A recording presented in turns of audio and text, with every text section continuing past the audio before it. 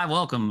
Today we've got Coach Marc Marizzaldi, head coach, Seton Hill University, a D2 school there in the Pennsylvania State Athletic Conference.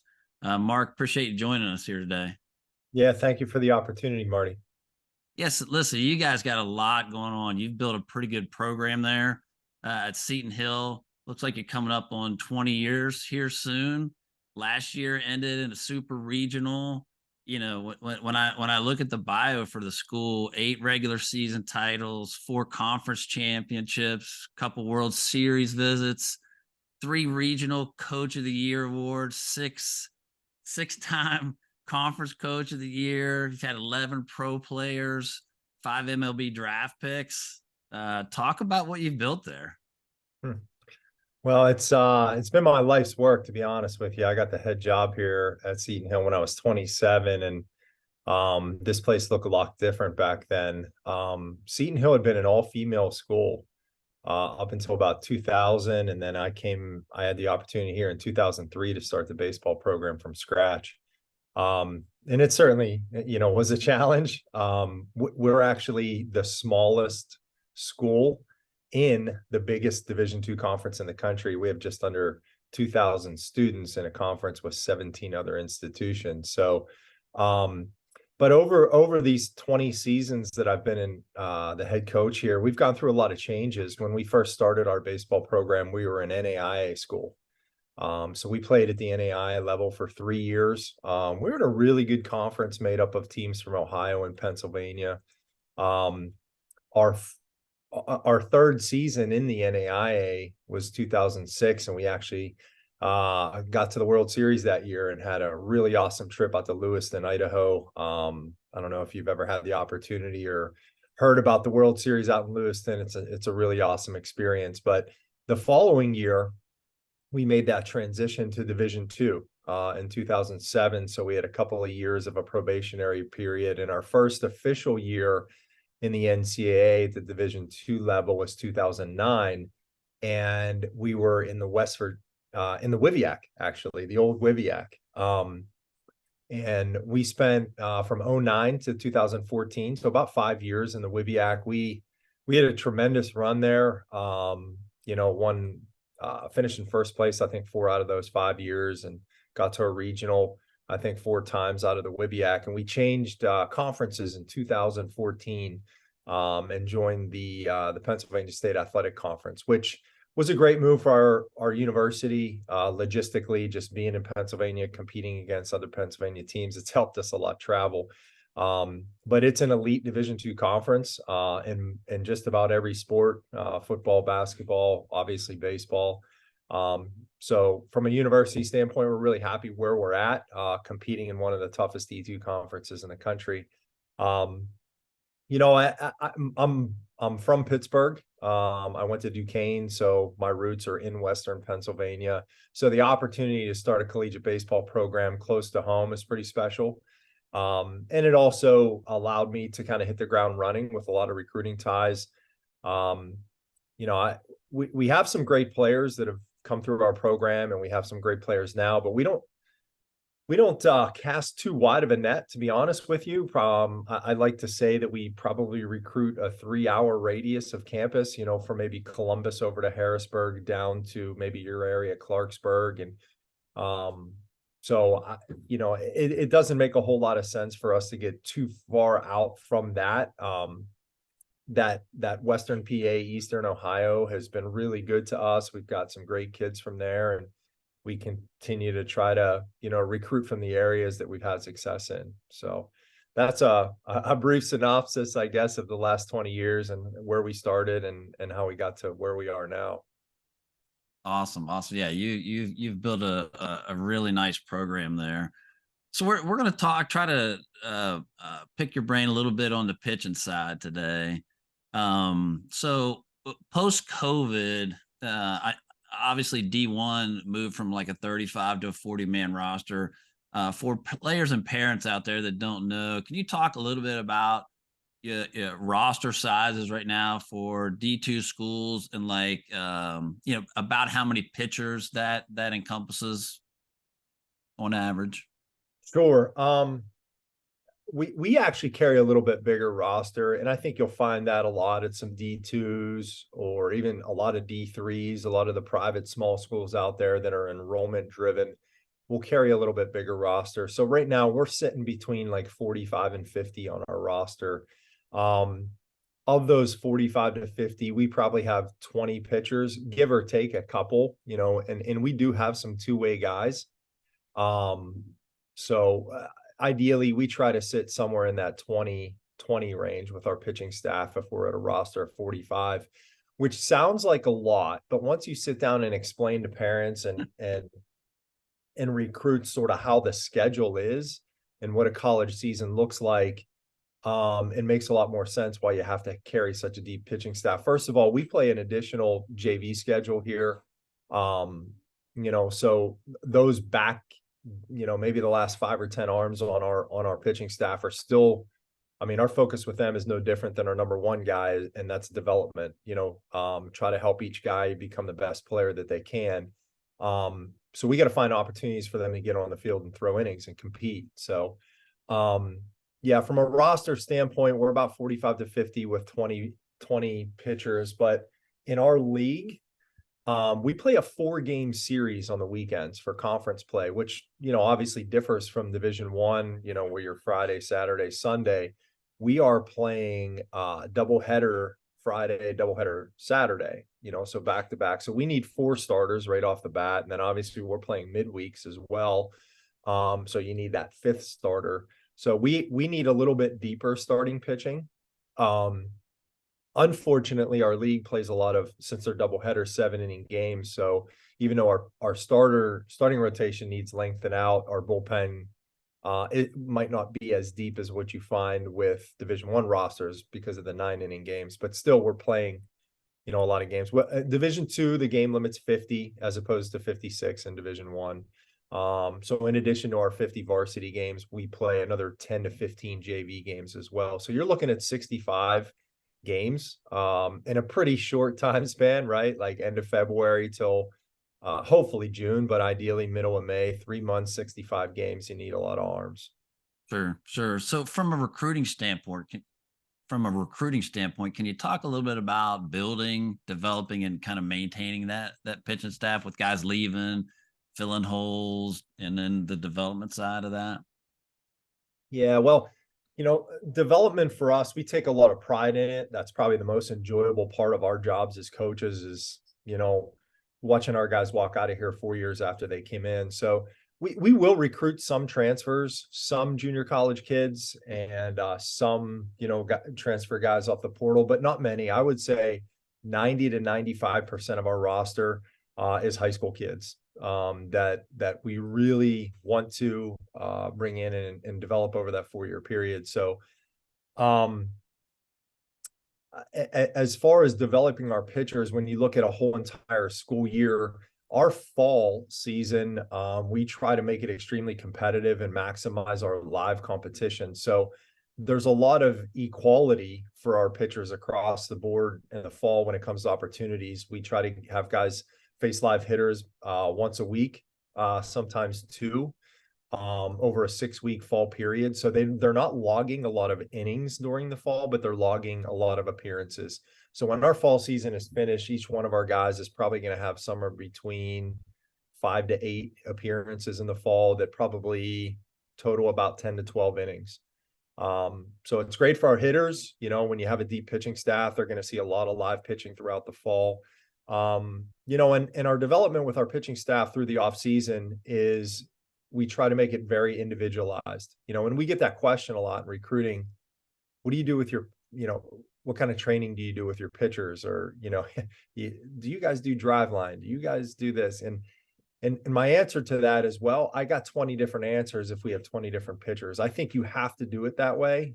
If you want to do it right, you have to acknowledge that every one of those pitchers is different, and they all should have different development plans. So in the off season, some of our guys continue to throw bullpens. Some won't be on the mound and maybe long toss. Some will be shut down from throwing altogether. Everybody's a little bit different during that winter time. Leading into our season, as far as how we develop our pitchers, we try to have a really good idea who profiles best as a starter and who profiles best as a reliever for the upcoming year, so that during those, January, February lead up months into the season, we can prepare those guys for the exact role we think they're going to have during the season. For instance, if we say, hey, these 6 to 8 guys project best as starters because of their makeup and stuff, then we're going to have them on a, one day a week. They'll be throwing live once a week. Some of our bullpen guys, middle relief, back end bullpen guys, during the lead up to the season, we'll have them face live hitters 2 or 3 days a week, to get them in that routine of how to bounce back and how to prepare on off days. So, yeah, those are just a couple of things I think for us. Everyone kind of gets an equal balance of opportunities in the fall. The winter time's much more individualized. And then come springtime for us, you try to prepare those guys for the roles that you see them having during the season. Sure. Can you talk a little bit about the scholarships at the D2 level, and maybe each program has a little bit different approach, and maybe how you deal with taking maybe a certain percentage of that to put towards pitching, or what can you talk about the scholarship side of that? So in Division II, the NCAA limit. I guess parents think, hey, I'm going to get a full ride, right? When I go play college baseball, and that doesn't happen anywhere, right? Or very, very rarely. So maybe you can help educate them. Yeah. So Division II, the scholarship limit is 9 full scholarships. I don't think there's anybody in our league that's actually fully funded. And we are not. We have about 5.5 full scholarships. But when you spread that across, 45 players, that thins out very quickly.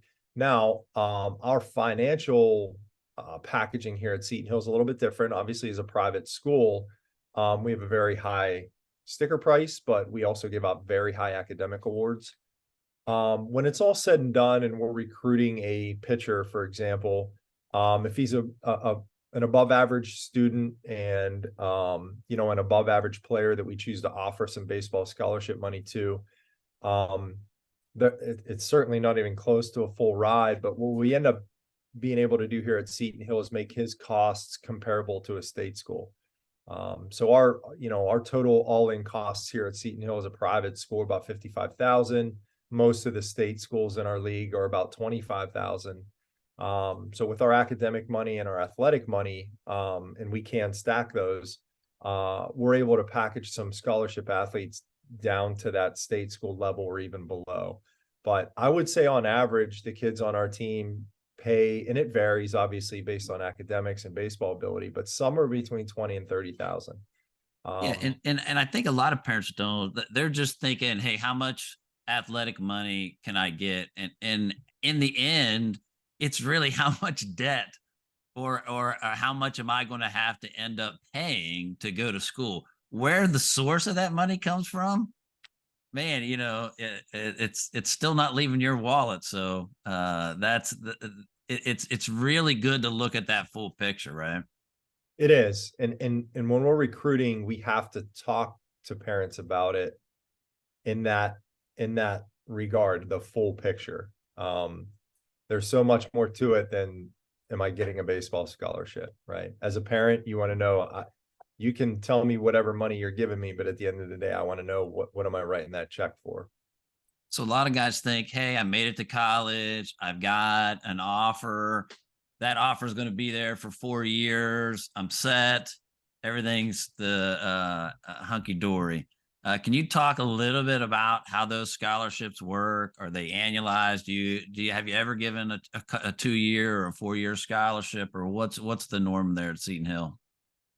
Yeah, so our scholarships are year to year.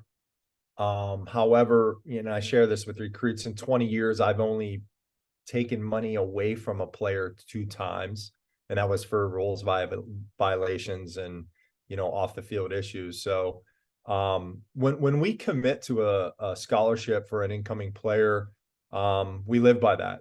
We stand by that. And we're not right all the time in recruiting. We're lucky if we get it 50% right when we're recruiting a guy. So if we're wrong and we've offered a kid and he really hasn't come in and performed up to that standard, I just feel like I'm committed to that kid, right? We're going to encourage him and try to get him to work hard, but that's his scholarship money. So the only way we're going to take money away from year to year for kids is, if they're just not doing what they're supposed to be doing off the field. We do increase guys. We have some fantastic stories about guys we've recruited as walk-ons that walk out the door getting some pretty big scholarships. So that's one thing. If we have a scholarship kid that comes in low, he can earn money each year, or a kid that comes in on no money, he can earn a scholarship for baseball before he walks out. And just for the parents out there listening, that's not commonplace. I constantly hear stories, and I know of personal guys that show up. They're on they're on scholarship, and after the fall, the coach is having conversations with them. Hey, you need to go somewhere else. We got to honor your scholarship, but you're not going to play. So it's going to be better for you to move on, or, guys just, hey, your scholarship's done. You need to go find another place. So, yeah, that's pretty unique. Can you talk a little bit about walk-ons? Obviously, even at the Division I level, and people think everybody that plays Division I baseball, they're all getting scholarship funds. There's a bunch of walk-ons at the Division I level and at every level. Can you talk a little bit about how important those guys are? Yeah, I think in Division I, they're going to make up 25% of your roster. And they probably make up that same amount here for us at the Division II level. I think it's difficult nowadays to recruit kids as walk-ons and say, hey, why don't you come in here and earn it, right? I think there's that perception that, listen, I paid all this money to play travel ball all this time, and I've been told that, it's going to pay off for me, and I just expect a scholarship. So that's a tougher sell, obviously, to convince a kid to come in here and walk on. But it's part of it, right? We can't scholarship every single kid on the team. And that's where you have to recruit kids that our university is the right fit for them overall. And one thing that kids and parents consider when they're looking at schools is, what if I get hurt? What if I can't play anymore? Would I still be happy at that school? And that's, I think, a question that kids that have that walk-on opportunity have to ask themselves. What if I go here and I don't play a whole lot? Would I still be happy at that university? But yeah, we try to some of our walk-ons are very talented. It just comes down to a budget, right? You only have so much scholarship money, but we try to encourage those kids to come in and work hard and earn money while they're here based on their performance. About red shirts, when you guys are trying to deal with the roster and the scholarships, how do you guys use red shirts? I discourage it. And mainly because our ultimate goal at the end of the day is to get kids a degree in 4 years, which is one of the reasons that if we give them scholarship money and they turn out to not be a very good player, at the end of the day, I still want that kid to walk out of here with a Seton Hill degree. So, if we have a player come in and we think, he might not be ready to, be an impact player for us, that's where we have some opportunities for him to compete, in our JV games against a lot of junior colleges. Rather than say, hey, we're going to redshirt you, because in saying we're going to redshirt a guy, we're basically telling him, now you got to pay for a 5th year of college, right? And I'm just not comfortable doing that.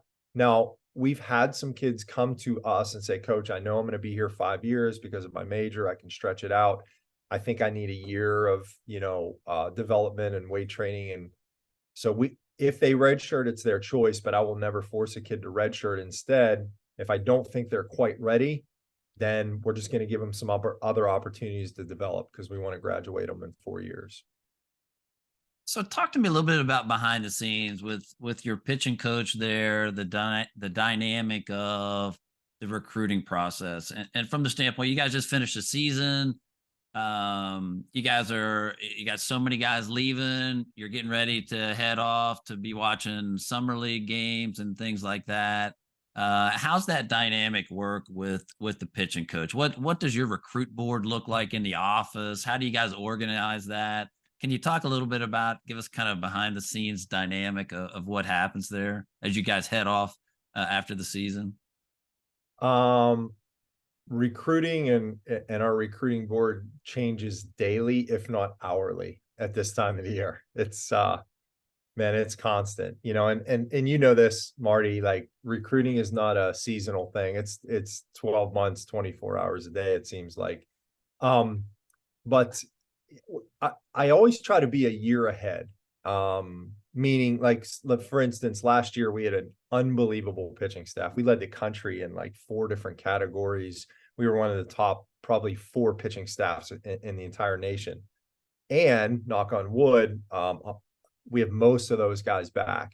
Our number 1 was a 16th round draft pick of the Marlins last week.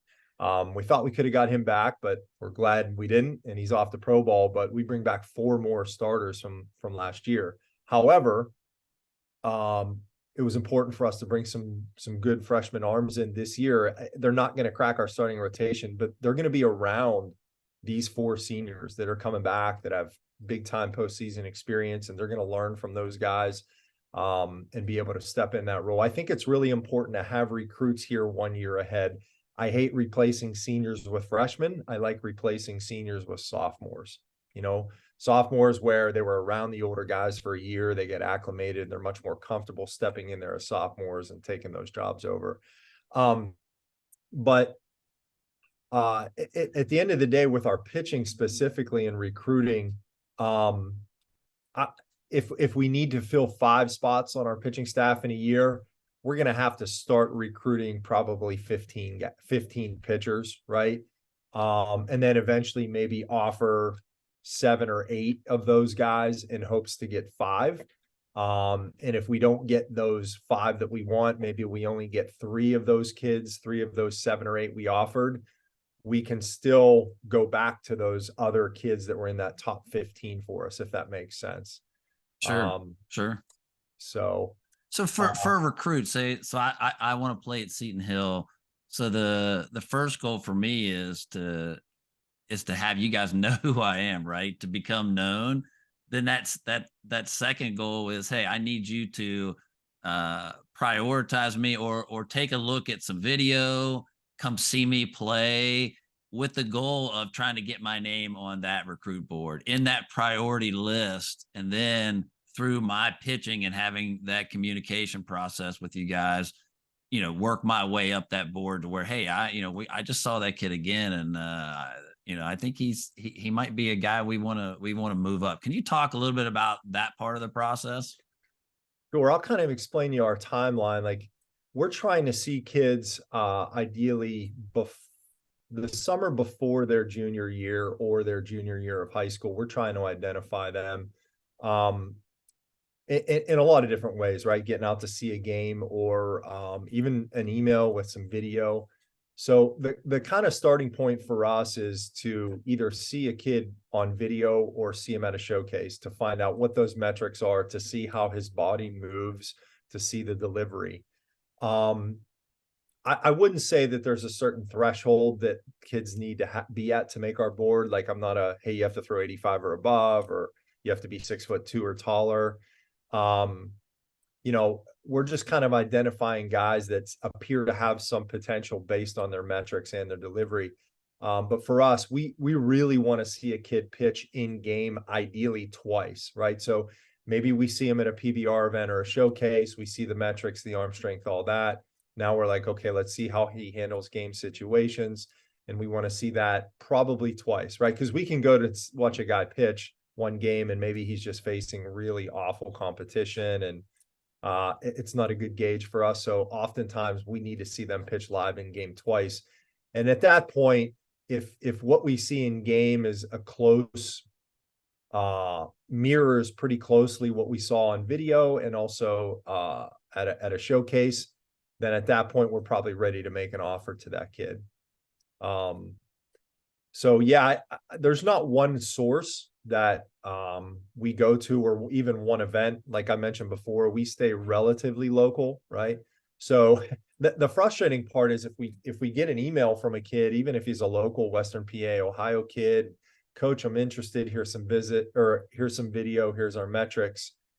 And then here's my summer schedule where I'm playing in Georgia, Florida, Texas, and everywhere else. I'm like, well, we can't recruit this kid because we're not going to see him live.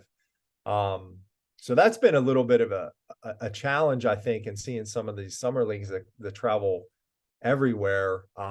It's hard to recruit a kid that we're just not going to see on a regular basis. So Yeah, I know I talked to a lot of guys.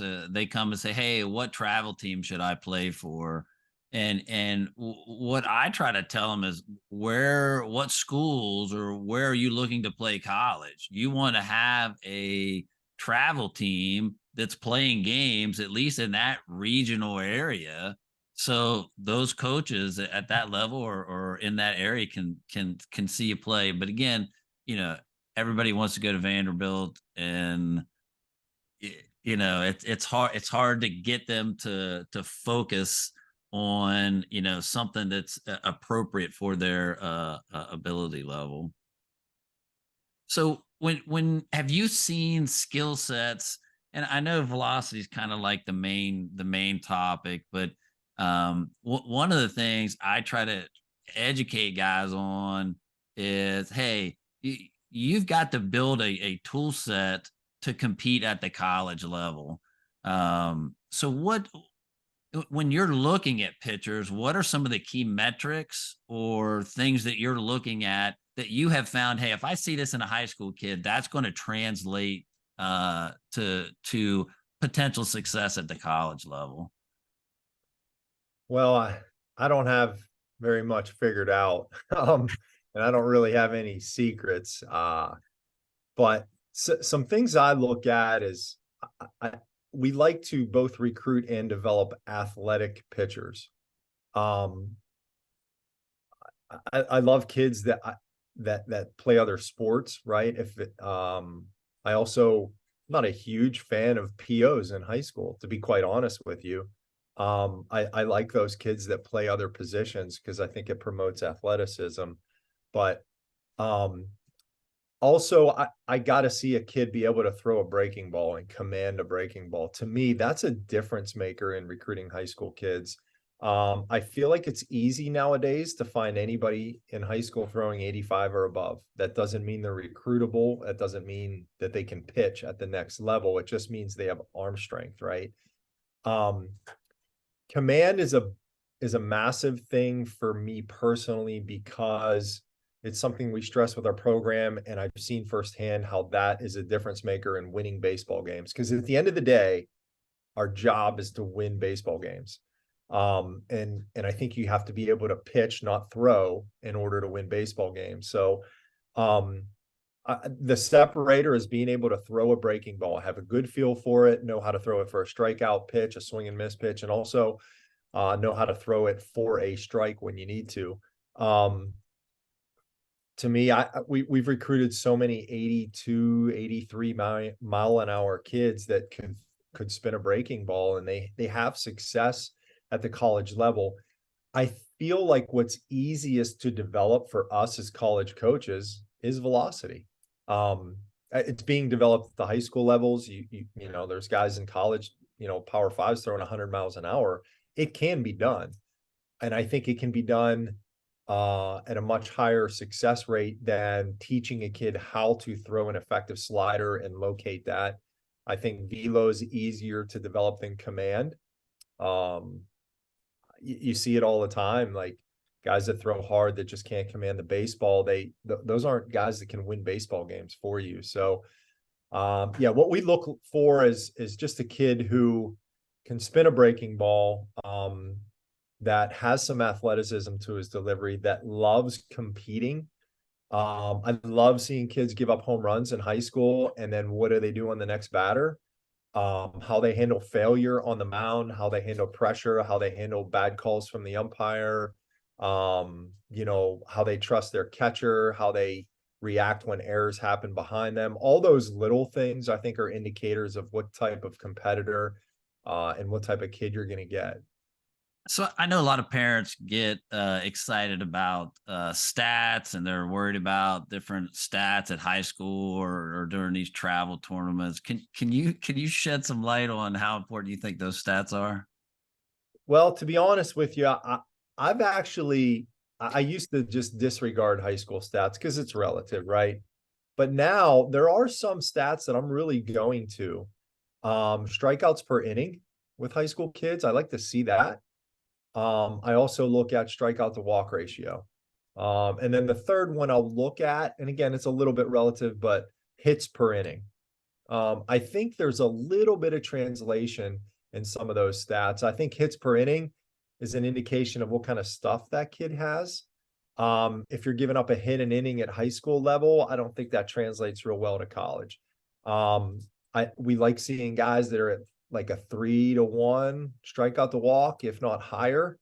And I think at the high school level, you've got to strike out at least one batter per inning for it to kind of translate into an effective college pitcher. That's just me. That's my opinion. I know it's relative on different high school levels, but ERA and some of the other stuff completely irrelevant to me. But those are a couple stats that I will take a look at.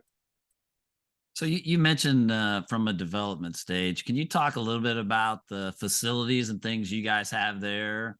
The field, your weight room. Talk a little bit about what happens behind the scenes there. What you guys have to offer? Yeah, that's where we push all our chips in right there is the development. You know, what happens in the weight room and what happens at our ballpark. That's everything for our guys. We have an indoor facility here. It's an old practice gym. It's 80 years old. It's about as gritty and old school as you could possibly get, which I think is great. We have an unbelievable ballpark. I'm biased, but I'll tell you that we have the best ballpark in the PSAC. If you've ever have a chance to be here and see our facility, it's awesome. I think it's a great showpiece for recruits, but it's a development center, our ballpark. We just put an addition onto our bullpen, like let's see, it's 30-foot wide concrete wall, 8-foot high plyo wall. So we're trying to do some things to really open up, invest in some opportunities for our guys to develop. But we have an awesome weight room that's right next to our field. The culture of our team is heavily influenced by what happens in the weight room. I feel like our performance on the mound is definitely impacted by how we structure our weight program for our guys. You know, you look at our statistics with our pitching staff and you'll see some things: high strikeouts, low hits, low walks, all this stuff. That's not talent. It's a little bit of talent, but it's not all talent. A lot of it is philosophies. Our guys buy into what we're trying to do to get hitters out. And the other part of it is development. It's physical. I mean, we have some extremely physical pitchers. I like to think that what we do in the weight room translates to the field. We're able to marry those two things, right? Our pitching philosophy and our physical development philosophy. When those two things click and intertwine, you can have some special things happen on the mound for these kids. So in the wintertime, like I said, our facility is pretty old school and gritty. Our guys kind of go through a cycle of being at an awesome facility, being in an awesome weight room. And then in the dog days of winter, we get after it and get train a little ugly, which I think is good. But then, you know, that opens up and we're down in Florida to start the season. And I feel like we have an advantage because we got pretty down and dirty over the winter months training inside. So what advice you have? So if you've got like freshmen and sophomores, you got guys throwing, you know, from that 75 to 82 mark, and they've got an opportunity to either play fall baseball or they've got an opportunity to hit the weight room before they start like driveline training, whatever, in the fall. Where do you land on that? More innings, or for guys like that, is it going to be better off for them to be in the weight room? So I'll preface this by saying I prefer guys competing over training. Okay. But for high school kids in the fall, I don't see there's no need to go out and pitch. I think the fall and the winter is the time to train and develop. Another piece of advice I would give to kids that have aspirations of pitching in high school: get a full mobility FMS, functional movement screening. Get a full mobility screening. if you are trying to train, build arm strength and build size and explosiveness and all this stuff without being evaluated by a physical therapist or a professional strength and conditioning coach, it's pointless. It really is. That's been a starting point for us. If we want to train our athletes, our pitchers, and teach them how to rotate efficiently and be explosive and all those, physical things that are necessary for pitchers to reach their peak performance, we can't train that unless we know where each kid is coming from, if that makes sense. Same with our hitters, but in particular our pitchers. You see, like, with Paul Skeens being drafted recently, you watch all these different interviews, and there's been a lot of videos of what he does in his training. And it's no secret that, like, he's throwing the way he is now, and he's had such a massive jump in his velocity and command and performance over the last year or two when he got in with some very high level movement trainers. So, and that's something high school kids obviously lack, is just the right guidance on how to move properly. And at the end of the day, I think that also helps address the risk of injury, right?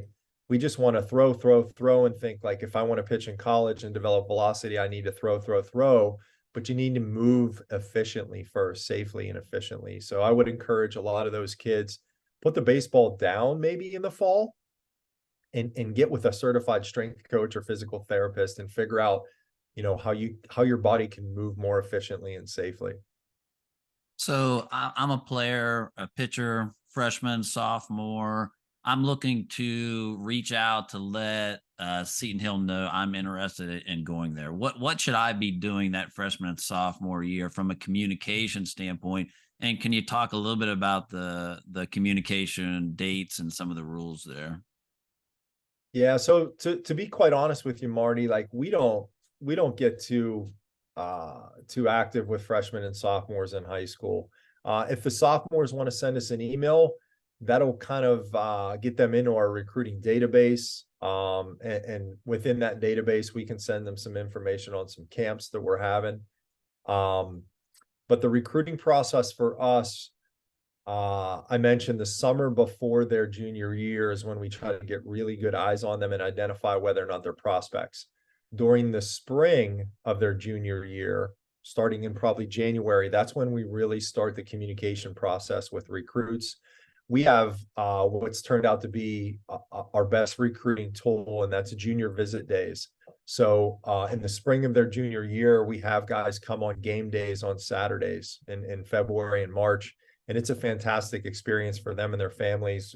We have a tour of campus. We have about an hour-long presentation with the whole coaching staff. They go to lunch with players on our team.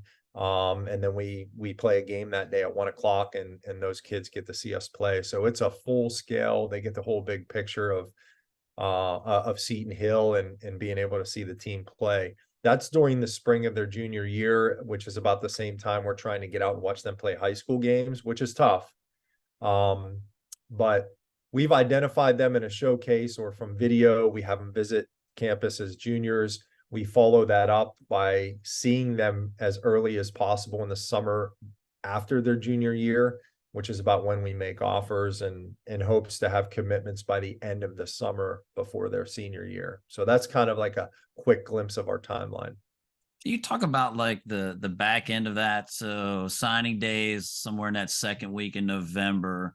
Can you talk about how that process works with scholarships availability? You're talking about I've already made offers through the summer. We're trying to nail guys down. Guys are making decisions. Some guys drop off some boards. Some guys open up. Can you talk about that process right through November? And then what happens post signing day? So I'm a guy that sits post signing day. Talk about the back end of that process. Yeah, so for us, we hope to have the majority of our recruiting class committed and signed in November, right? So the offers happen in early summer, the commitments happen late summer, early fall, and they sign in November. I do think that process has changed quite a bit in Division I, right? Like, so that's our timeline in D2. D1 used to be a lot earlier than that.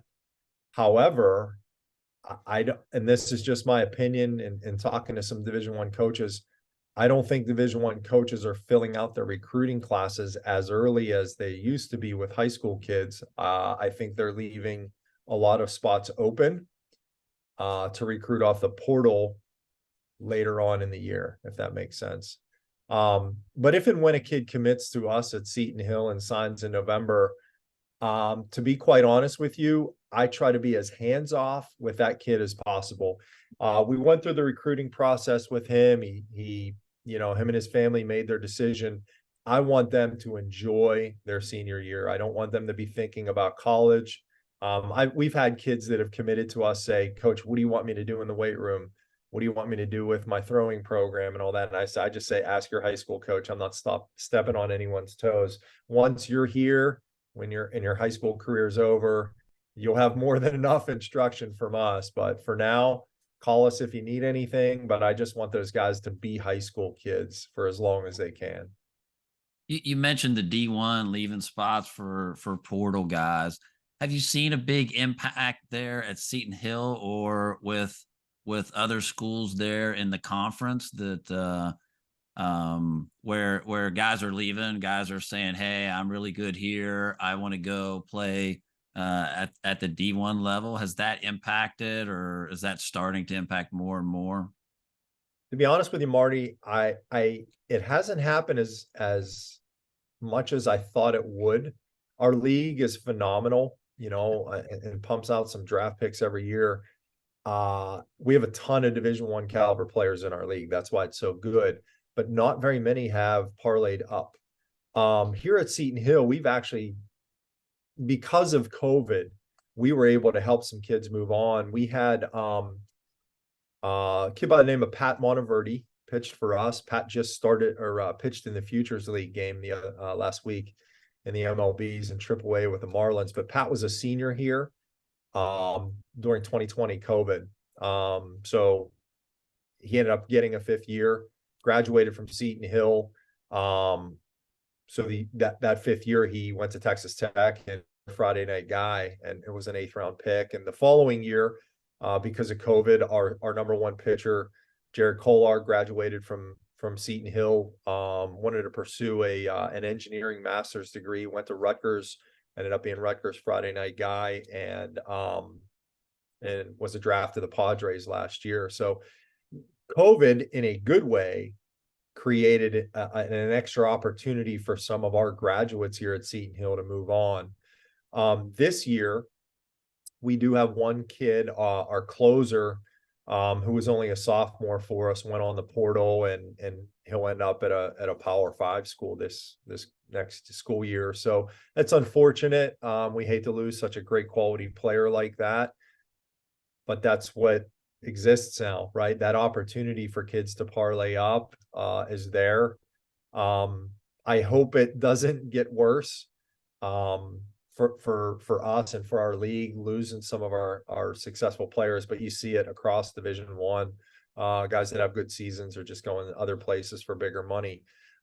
We personally here at Seton Hill, we do try to recruit the portal, but very carefully. We've had 4 Division I players come here, 5 actually in the last 3 years. 3 of those 5 kids are kids that we recruited out of high school and offered out of high school that went to Division I schools, didn't work out, and they ended up coming back to Seton Hill. So we're trying to be careful, making sure that we're recruiting the kids that either have local ties, an existing relationship, or they're the right fit for us. You guys got the Vetmeyer kid from my old alma mater there at Merida College. He did pretty well for you guys too. Yeah, and again, he was a local kid that we had recruited out of Montour, and what an absolutely perfect fit for us. We started recruiting Logan as a graduate transfer in the fall of his senior year at Marietta. He committed to us around Christmas time, which for him was great. He didn't have to worry about it during his season. He knew where he was going. He went and just finished with Marietta, and he was a plug and play guy for us, hitting the cleanup spot, and was absolutely phenomenal. So it has to be the right fit for us, and Logan absolutely was the right fit as a grad transfer for us. So, Coach, tell me a little bit about. So, I want to play at that next level. I'm not really sure what level I can play at. What advice do you have for guys? I think one of the most valuable things that recruits and parents can do, Marty, is go watch college teams practice. I think you will find out so much more than you realize by watching those practices. I think there's a perception of what college baseball is, what you see in Omaha and what you see in the regionals and super regionals in June. And that's not really what all of college baseball is about.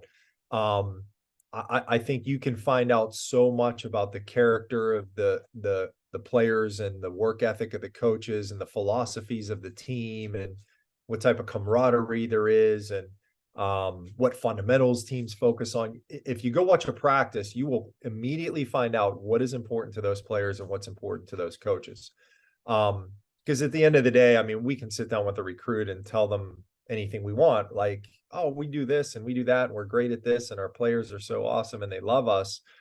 But I think what happens in practice is really tells the whole story. I know on game day, what I try to do is just get the heck out of the way of the players, right? Like we work our tails off in practice so the kids can just go out and enjoy and compete on game day. So even what you see from the stands on game day doesn't tell the full story, right? That's the finished product. But at the end of the day, kids are going to spend so much time as college athletes in practice. They really should find out what that's like. I encourage that.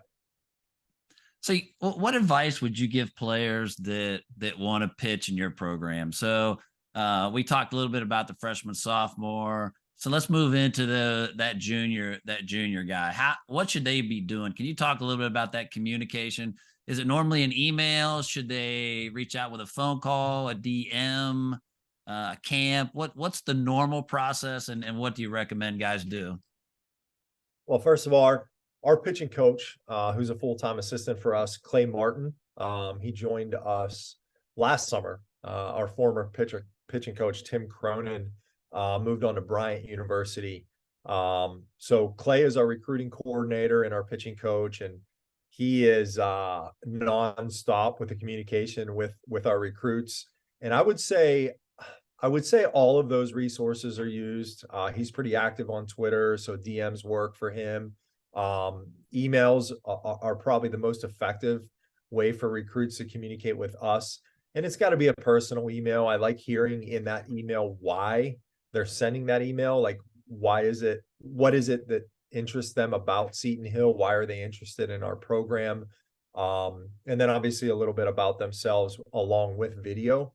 I share this with recruits. PBR is a reliable source for us, right? If we get an email from a kid or I'm out watching a game and I see a player that we like, the first thing I usually do is go to PBR because I can find out what high school he's from, what summer team he plays for, what his measurables and metrics are immediately, and I can see some video all in a one-stop shop. So if a kid's not on PBR, we'll access that. If he is, he can send us that link too.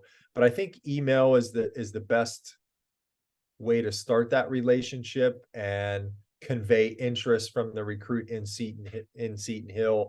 And then from there, we're going to find out, okay, thanks for interest. When are you playing and where are you playing?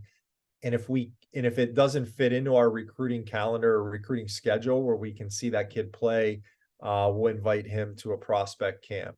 That's really the purpose for our prospect camp. Our prospect camps are pretty small.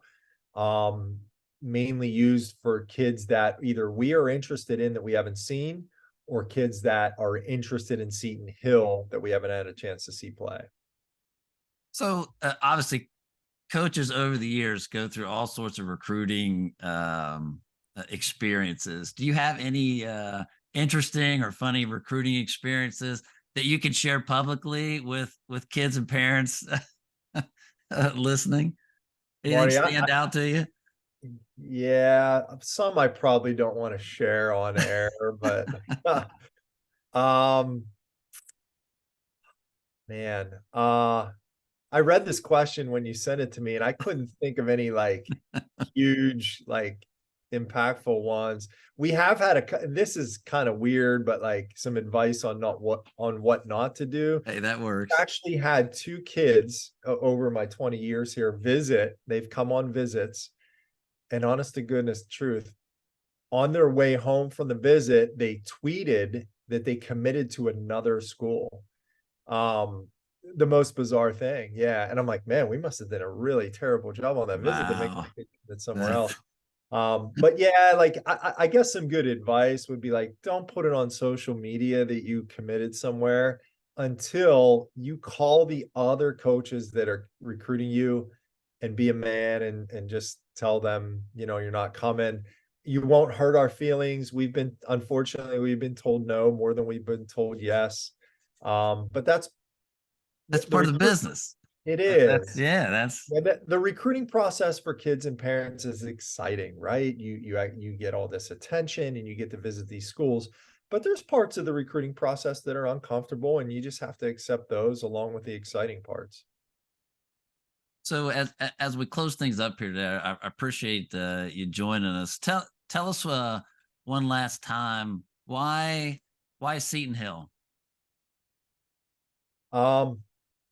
I feel like our baseball program has such a storied tradition in a short period of time. You went to Marietta, right? Like, what a tradition, what a story behind that baseball program that has been built over what, 70, 80 years, maybe, even back before Coach Shally.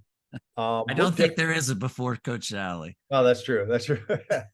But we're different. We're very different from our competitors in that we've only been around for 20 years. We've been through a lot of changes over those 20 years.